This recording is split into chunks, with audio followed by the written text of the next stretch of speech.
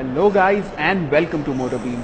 We are here to take a first look at the Tata Motors e-Vision, which is right behind me. This is the latest car that Tata has showcased at the Geneva Motor Show. So let's take a quick look at the car.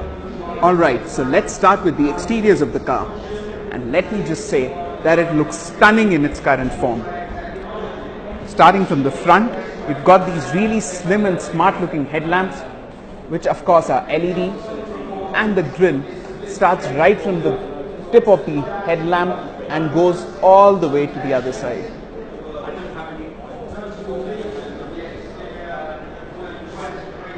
It's got these amazing and huge alloy wheels, which I'm sure are just for the show car, and the actual car would come with smaller wheels, which are definitely more practical for our roads.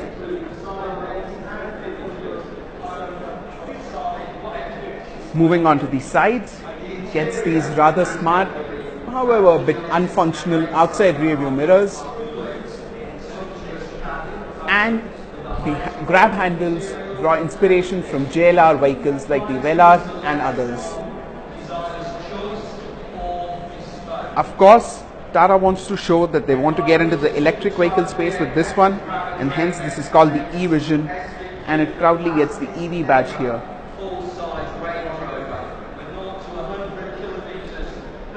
At the rear, you again have slim looking tail lights and a rear diffuser.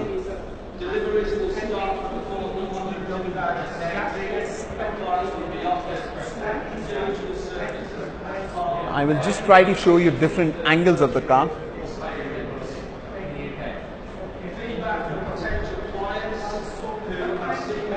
The car here on display gets a glass roof. You can see it from here. It's a full glass panoramic roof, and the interiors look rather interesting too. And just like that, we are inside the car now. The interiors are unlike any Tata ever seen before and draw huge inspiration from JLR products and even Volvo because of their minimalist nature. Looking at the steering wheel, it is well contoured and is a flat bottom unit with wood and piano black inserts. The instrument cluster is a full digital unit, which you can partially see from here. The central air vent is rather slim on this concept car, and it just gets a few buttons for the hazard lights, the glove box, the media and the drive modes. Now, one very unique feature which draws inspiration from Ferrari is the passenger display, through which passengers and even the rear passengers can see quite a lot. Again, moving on to the door cards, they look rather premium as well, and they also get really nice speaker grills, wooden insert and piano black inserts. The headrests here also look unlike any other C-segment sedan, whereas this panoramic glass roof liberates a lot of light in the cabin.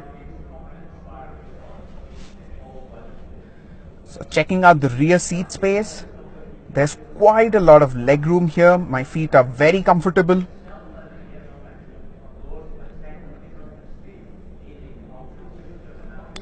And there's an interesting central armrest as well, which seems to have space for rear seat controls, which may be added at a later stage.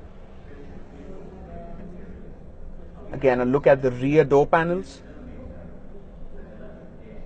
And an interesting bit of detail here in the seat belt clip.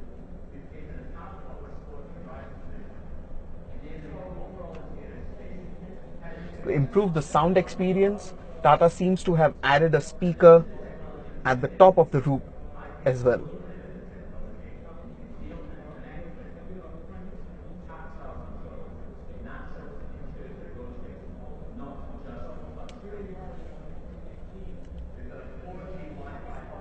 Gets a frameless rear view mirror.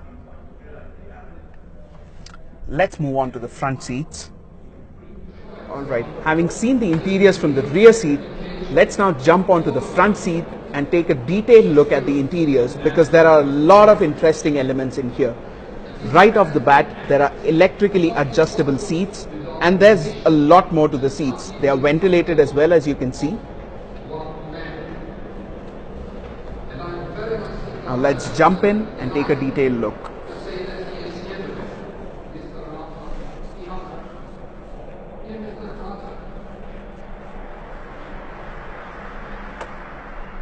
So here is the instrument cluster in a lot more detail. The graphics look rather nice and funky. Has paddle shifters, cruise control buttons around here, and the volume buttons around here. The center console is what is really interesting.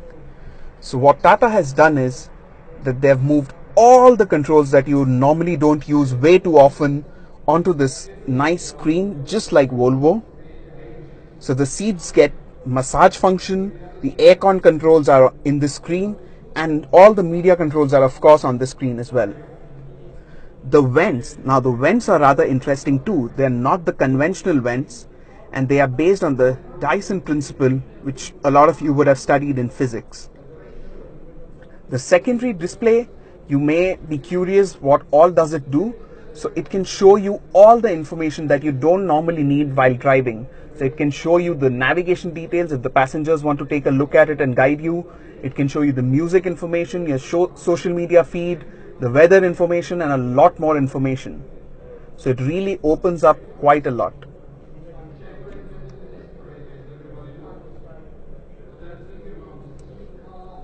The wood here looks really rather premium. Now the sound system, I've been told, is a really high-end system that has been developed by Tata with the help of some experts. It is not branded like the other cars like JBL or Harman Kardon, but they want us to believe that it will sound really good. Now since all the controls have moved on to the screen, and currently the car doesn't have a gear lever, there's a lot of space in between the front seats.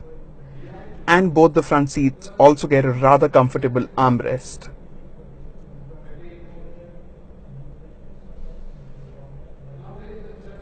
So guys, that is all about the interiors.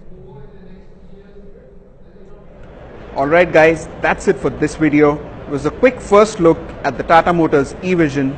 If you like this video, press that thumbs up button and subscribe to Motorbeam for more such videos coming from the Geneva Motor Show pretty soon.